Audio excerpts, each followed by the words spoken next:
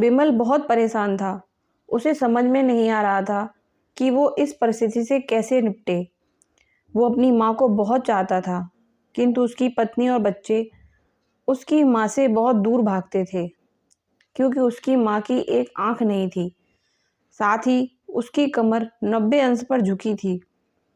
वैसे वह अपना काम सब खुद कर लेती थी, किंतु फिर भी वो उसकी पत्नी और बच्चों को हमेशा खटकती थी। दादी, आप ऊपर के कमरे में जाओ, मेरे दोस्त आ रहे हैं, विमल के बेटे अखिल ने बड़े बेरुखी से कहा। पर बेटा, मैं तो यहाँ बहुत दूर बैठी हूँ, विमल की माँ ने बहुत प्यार से कहा। नहीं, आप उनके सामने मत रहो, वो मुझे चिढ़ाते हैं, अखिल ने जोर से डांटते हुए कहा। क्या हुआ अखिल, क्यों चिल्ला रहे हो? विमल की पत्नी कामनी ने किचन से ही आवाज़ लगाई। देखो ना माँ, ये दादी यहीं ड्राइंग रूम में बैठी हैं, मेरे दोस्त आ रहे हैं, अखिल ने शिकायत भरे लहजे में कहा। माँ जी, आप ऊपर चली जाओ, क्यों हम लोगों को लजवाती हो? कामनी ने बेटे का पक्ष लेते हुए कहा। बेचारी सरस्वती चुपचाप उठकर जीने के सहारे ऊपर जाने लगी। कमर झुकी होने के कारण उन्होंने ऊपर चढ़ने में बहुत परेशानी हो रही थी, किंतु वो पूरी ताकत से ऊपर के एक कोने वाले कमरे में अकेली जाकर बैठ गई। विमल बाजू के कमरे से सब सुन रहा था। उसे कष्ट हो रहा था कि उसकी माँ को अपमानित होना पड़ रहा है, किंतु वो असहाय था। अगर वो कुछ कहता तो पत्नी और बच्चे उसका विरोध करने लगते हैं। वो एक प्रशासनिक अधिकारी था, उसका सामाजिक स्तर बहुत ऊंचा था। उसकी ससुराल भी एक अच्छे उच्च घराने में थी। वह चुपचाप इस तरह हर दिन अपनी माँ को अपमानित होते देखता रहता था। रात को विमल की पत्नी ने कहा, देखो जी, अब कुछ करो। कल कलेक्टर साहब की पत्नी आई थी। माँ जी अपनी देसी धुंधारा में उनसे मिली। मुझे बहुत शर्म आ रही थी उन्हें ये बताते हुए कि ये मेरी सास है। मैंने कह दिया दूर के रिश्तेदार हैं, इलाज कराने आई हैं। विमल को रोना आ गया, किंतु फिर भी वह चुप रहा। उसे समझ में नहीं आ रहा था वो क्या करे। अपने बेटे की मन स्थिति को सरस्वती अच्छी तरह से जानती थी। बेटे को कोई कष्ट ना हो, इसलिए वो हर बात को चुपचाप सह लेती थी। विमल बहुत उदास रहने लगा। एक तरफ परिवार और सामाजिक स्तर पर जीने की प्रतिबद्धता थी, तो दूसरी ओर माँ। आखिर माँ से अपने बेटे की यह हालत देखी नहीं गई। एक दिन उन्होंने अपने बेटे से कहा, विमल बहुत दिन हो गए हैं, मैं अपने गांव जाना चाहती हूँ, मुझे वहाँ पहुँचा दो, मेरा यहाँ मन नहीं लग रहा है। किंतु माँ, वहाँ तो कोई नहीं है, तुम्हारी देखभाल कौन करेगा? विमल ने आश्चर्य से पूछा। अरे सब गांव वाले तो हैं, और वो तुम्हारे मामा जी तो उसी गांव में रहते हैं, और फिर हम सारी व्यवस्थाएं कर आएंगे ना, कामनी ने कहा। कामनी को तो जैसे मन की मुराद पूरी हो गई हो। हाँ बेटा, बहू सही कह रही है, सरस्वती ने लंबी सांस लेते हुए कहा।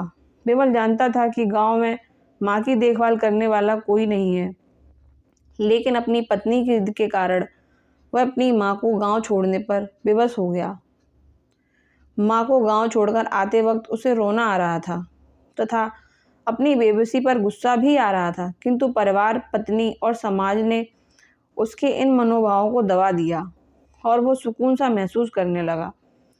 कुछ दिनों के बाद उसके चाचा, जो अमेरिका में रहते थे, आने वाले थे। जब विमल बहुत छोटा था, उसके पिता जीवित थे, तब वो भारत आए थे। उसके बाद वो अब भारत आने वाले थे। पूरा परिवार और आस पड़ोस बहुत उत्साहित था। अमेरिका से विमल के डॉक्टर चाचा आ रहे हैं। डॉक्टर रमेश ने जैसे ही घर में कदम रखा, सबने मिलकर बहुत उत्साह से उनका स्वागत किया। क्यों विमल, भाभी नहीं दिख रही हैं, कहाँ हैं? डॉक्टर रमेश ने उत्साहपूर्वक पूछा। जी वो गांव में रहती हैं, यहाँ उनका मन नहीं लगा, कामनी ने सपाट लहजे में उत्तर दिया। डॉक्टर रमेश ने विमल की ओर देखा। विमल ने अपनी आंखें झुका ली। डॉक्टर रमेश सब समझ गए। बोले, कल हम भाभी से मिलने गांव चलेंगे सब लोग। दूसरे दिन सभी लोग गांव के घर में पहुंचे तो देखा सरस्वती को बहुत तेज बुखार है और वो पलंग पर असहाय पड़ी है। डॉक्टर रमेश दौड़कर सरस्वती के पास गए, उनके पैर छूकर रोने लगे। सरस्वती की हालत देख उनकी कल्पना से परे थी। वाह बेटा विमल, तूने तो नाम उजागर कर दिया। अपनी माँ की ये हालत देखकर तुझे तो शर्म भी नहीं आ रही होगी। डॉक्टर रमेश ने विमल को डांटते हुए कहा। नहीं देवर जी, विमल का कोई दोष नहीं है। मैं खुद गांव आई थी। सरस्वती ने अपने बेटे का बचाव किया। मुझे सब पता चल गया। भाभी, आप चुप रहो। क्यों बहू, तुम्हें अपनी सास की कुरूपता पसंद नहीं है? इनकी वजह से समाज में तुम्हें नीचे देखना पड़ता होगा, है ना? डॉक्टर रमेश ने कामनी की ओर गुस्से से देखा। कामनी निरुत्तर होकर विमल को देखने लगी। आज तुम जिस सामाजिक स्तर पर हो वो इन्हीं के संघर्षों की देन है। और बेटा विमल, तुम्हें शायद मालूम नहीं होगा कि बचपन में जब तुम 1 साल के थे तब छत से नीचे गिरने के कारण तुम्हारी एक आंख फूट गई थी और तुम्हारी रीढ़ की हड्डी में भी समस्या थी। तब तुम्हारी इस कुरूप माँ ने अपनी एक आंख और अपना बोन मैरो तुम्हें देकर इतना सुंदर स्वरूप दिया था। कामनी बेटा, इतने सालों तक संघर्ष करके बेटे को प्रशासनिक अधिकारी बनाने वाली इस संघर्षशील औरत की तुम लोगों ने यह दशा कर दी। तुम्हें ईश्वर कभी माफ़ नहीं करेगा। डॉक्टर रमेश की आंखों से अश्रु जलधारा बह रही थी। अब भाभी, आप मेरे साथ अमेरिका जाएंगी। यहाँ इन स्वार्थी लोगों के बीच नहीं रहेंगी। डॉक्टर रमेश ने सरस्वती से कहा। विमल को तो काटो खून नहीं था। डॉक्टर रमेश, जो उसके चाचा थे, उन्होंने जो राज बताया उसके बाद तो विमल को लग रहा था कि उससे ज़्यादा पापी इंसान इस दुनिया में कोई नहीं है। वह दौड़ता गया और सरस्वती के कदमों में लिपट गया। माँ, मेरा अपराध अक्षम्य है। मैं जानबूझकर चुप्पी साधे रहा, आपका अपमान करवाता रहा। अब सिर्फ आप ही इस घर में मेरे साथ रहेंगी और कोई नहीं। विमल ने आग्नेय दृष्टि से अपनी पत्नी और बच्चों को देखा। कामनी को भी अब अपने पति अपने किए पर बहुत पछतावा हो रहा था, किंतु उसकी हिम्मत नहीं हो रही थी कि वो सरस्वती से आंख मिलाए। सरस्वती उसकी मन स्थिति को समझ गई। उन्होंने कामनी को पुचकारते हुए अपने पास बुलाया। विमल को डांटते हुए कहा, खबरदार, जो मेरी बहू को मुझसे अलग करने की कोशिश की तो तुझे ही घर से बाहर निकाल दूंगी। कामनी और बच्चों ने सरस्वती के पैर पड़ते हुए अपने व्यवहार पर माफ़ी मांगी और माँ के हृदय ने हमेशा की तरह एक बार फिर सबको माफ़ कर दिया।